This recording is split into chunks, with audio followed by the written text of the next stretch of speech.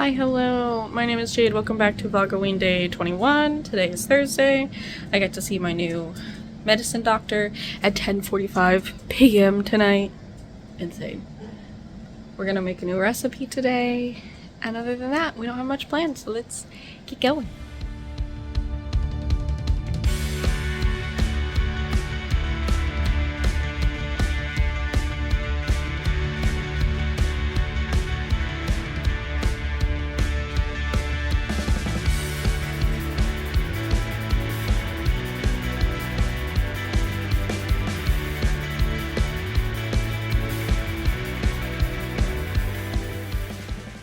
Today is October 17th. I normally don't say the date, but today is Wear Purple to honor those survivors of domestic violence. So I have my purple shirt on.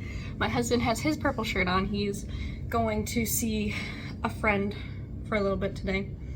And yeah, so guys, it's been 3 years. I've been away from my abuser for 3 years, and looking back, I'm really happy to see how far I've grown. I still have a lot more growing to do. I still have a lot more healing to do, but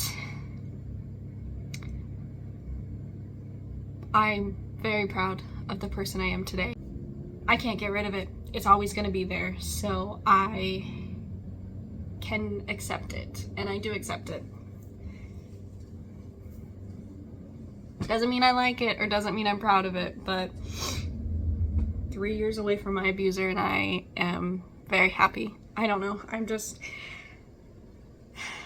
all the emotions right now because I'm so proud. And if you're struggling, I will put the National Domestic Violence Hotline in the description, and I just want you to know that you're not alone, and it is hard to get away, but you can do it. And if you need help, reach out. Yeah, I'm gonna do some makeup today to make myself feel even better. Here's my purple and here's my makeup, and yeah, I don't know, I want to cry, I want to smile. I think I said earlier it's been 3 years since I've had the abuser in my life. It's been 4 years actually, because the last time he was around was in 2020. So it's been 4 years. And that is a word, like that is a number that I never thought would be coming out of my mouth. I never thought it would be 4 years away from the abuser. I never thought that, you know, my life would continue to go, and here we are. And I have this just pride for myself that I didn't know I could ever have for myself, but I did it. Like, I still have so much healing to do, but I got away, and I finally fully got away, because I broke up with him. We only were dating for 2 years, but then 3 years he just kept stalking me and wouldn't let me go. Like, wouldn't. It's been 4 years. 4 years. So I'm proud. I'm proud. Hi guys, so I want to make slime. I don't have borax though. I have glue and Tide Pods, and I've been seeing a lot of people be able to use Tide Pods. I don't think it's gonna work, but I'm gonna try it anyways. So I'm gonna get a bowl. I have my glue.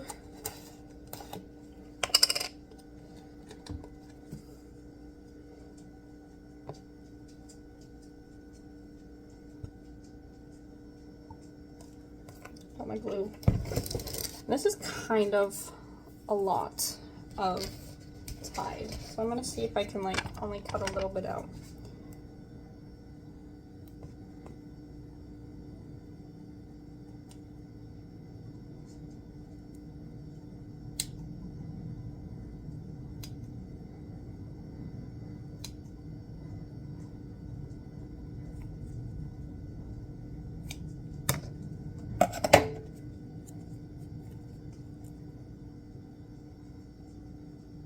I only cut the back out. I'm hoping I'm successful with only getting that out.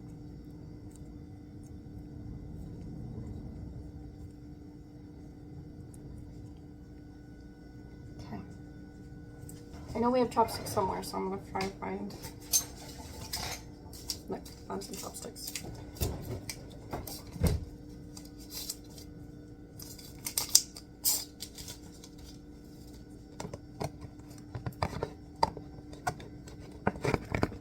I can't tell if it's working or not.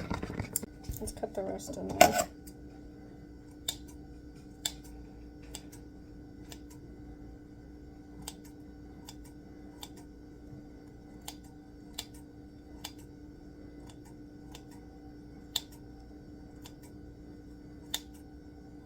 I'm making such a mess.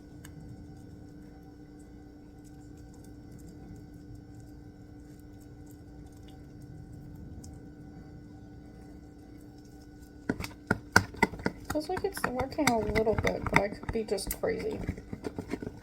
It's like pulling up a little bit like it's supposed to, but I think it's a fail, guys. Yep, it's a fail. Didn't work. Okay, so Chad came home, then he left again.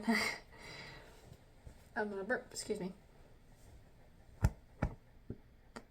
Okay, so like I said, Chad came home, then he left home. He went to the store to get us borax so that I can make some slime and some candy corn. He was gonna pick up my medication, but the pharmacy closed a few minutes before he got there. But I wanted to tell you guys a paranormal experience I've dealt with, because in the past few days, someone got a picture of a ghost inside their house here. And it's freaky, but I've had a few experiences since I was younger. Like, I've just had a few experiences in my life, and I don't really know what to think of them.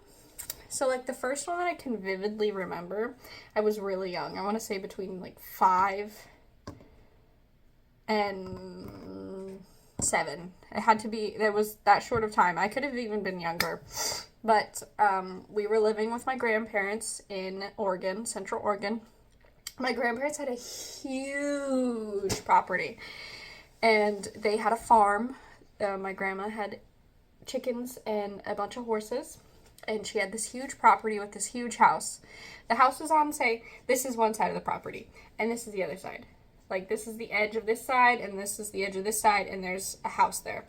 Now, since this is so long ago, I don't remember the perfect setup, but I have a good idea of everything. It's, again, not completely great. There's, like, bits and pieces that I don't remember, but I know that at one point, me and my oldest cousin were playing on this side of the property. I had this plastic little play structure, and it was, like, out in the field, because this side was a field. There was a big field, and then there was a field behind that field where a horse was, and then behind that field was what we called the rock field, because it was just full of rocks. And then over here, there was more fields, and then, like, right here, this is so, like, so the big field, which we called the hill field, because it was on a hill, that's where we played at a lot, and that's also where we would take the horses out and ride around, because it was huge. And then a little bit over there, there was a barn, and they turned one room in that barn into a room for people to live in. And sometimes my parents lived in there, sometimes other people lived in there, sometimes it wasn't a room. But then there was also, like, a section that was just like a humongous sandbox with a huge playhouse in it. Like, that, it was like a mini house, and it was just a huge sandbox. And then after the sandbox, you would walk in, and then it was yard, and then the house. So it's not perfect. But me and my cousin were out here playing on this play structure all the way at one end of the fence, okay? And she went back into the house, which is all the way on the other side of the property, because she had to go to the bathroom, and there was no bathrooms out there. And it was during the middle of the day. Like, we're kids, but we weren't going to pee in the middle of the, like, field, because, you know, you could see straight to down to the road. So she went into the house, and I was still playing in the little play structure, and I'm just doing my thing, and I look up, and I see this really, really bright person. It's just a really bright, shiny, yellow, so bright person that I couldn't really look at them. And I said something. I was like, hello, and I said my cousin's name, and then I said my dad's name and my grandpa's name, and they didn't say anything. So I was like, I felt a little scared, but also not scared. So I just kind of sat there. And then I looked down and I looked up and it was gone. So I walked up to the barn where there was a room and I wanted to see if anyone was in there. There was no one in there. And then I also walked all the way around. I just walked everywhere I could where I knew someone would be. And there was no one there. And then I walked all the way in the house and that's where everyone was. Everyone is in the house. And I asked if anyone had been out there with me and they said no. And my cousin was about to come back out. So that's the first time I remember having an experience. I've had more experiences, but that's the one that stands out. And then this other one. So when my husband and I got married, we lived with a few roommates who were his coworkers. So we were in this big house. There was 3, 4 bedrooms, 5, if you want to count the spare bedroom that was supposed to be an office. But like no one actually stayed in there. It just had a bed in case someone needed it. But what had happened is we had a fold-out table because this was like a week after my husband and I got married, and we had these boxes of throwaway wine glasses because we didn't want to buy a bunch of wine glasses, or I can't remember if they were wine glasses or champagne flutes, but they were something. So we had like a plastic box full of plastic ones, disposable ones. We kept them for a very long time. I'm not sure what happened to them. I think they finally broke.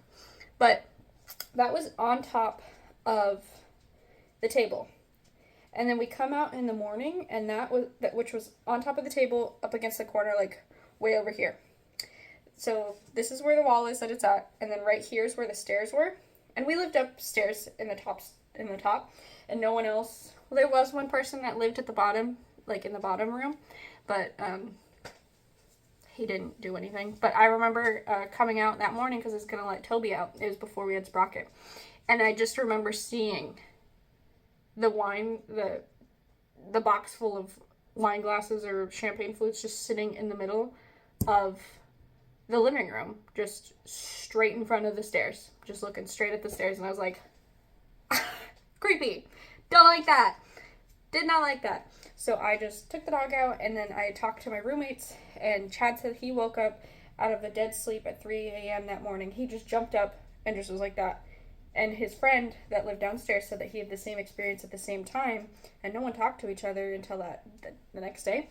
So that was creepy. I also spent more time alone in that house than I did with other people because they were going on debts and stuff.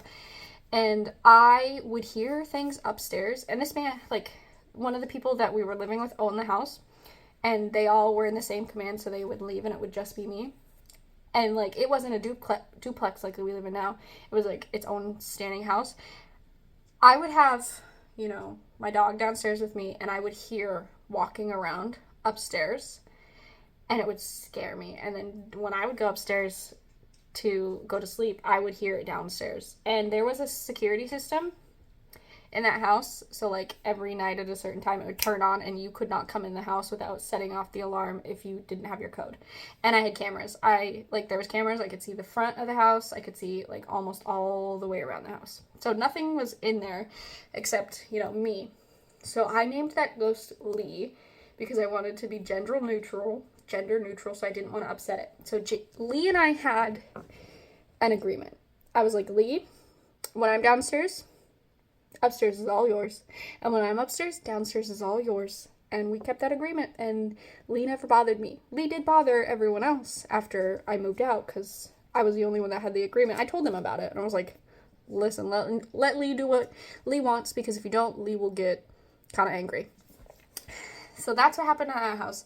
And then our last house, when we lived in Lemoore on the base housing, every once in a while, I would be in the house, and I would hear a baby toy just playing, and it was the same lullaby baby song. It didn't happen very often, but it did happen like 3 times, and it always happened when Chad was gone. And I know it was nothing we had because we didn't have baby toys because we don't have kids. And like at one point we did get a few baby toys, but none of them are battery operated. They're all like rattles and stuff. I don't think we even have baby toys. I think we have a rattle and then just a bunch of baby clothes because family planning, whatever. But it would still go off, and it is the scariest thing ever. It used to scare me and the dogs so bad. And I just felt an energy in that house. Like, I don't know why, but I always felt like an energy. I was like, it doesn't feel bad, but it definitely doesn't feel great. Like, I was like, there's something here, but the only time I saw anything was when I saw another dog in the house, which was smaller than our two boys. That was kind of scary. But in this house, I don't think I'm going to tell any stories about this house until we're out of here, because we're still living here, and I don't want to wake him up. I definitely feel like it's a man that lives here. Feels like a darker presence a lot in this house. And I'm alone right now, so that's great. Tell me your guys' like paranormal stories. I do have more. These are just the ones that I can think of right now. I really haven't had an awful time. It's been okay. But yeah, do you guys believe in this? Do you not? Let me know.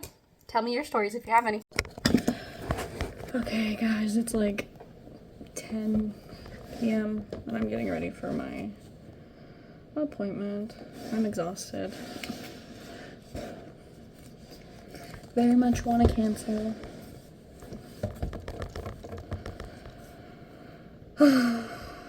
But I can't. Oh, the last video I saw is I failed at making slime. I just want you to know that I made slime. It was amazing. Because Chad got borax. So, it's pretty cool. I'm really tired. I don't want to do this. I'm trying to get my, like, laptop. I have to do this. I have to do this. I am being a responsible adult.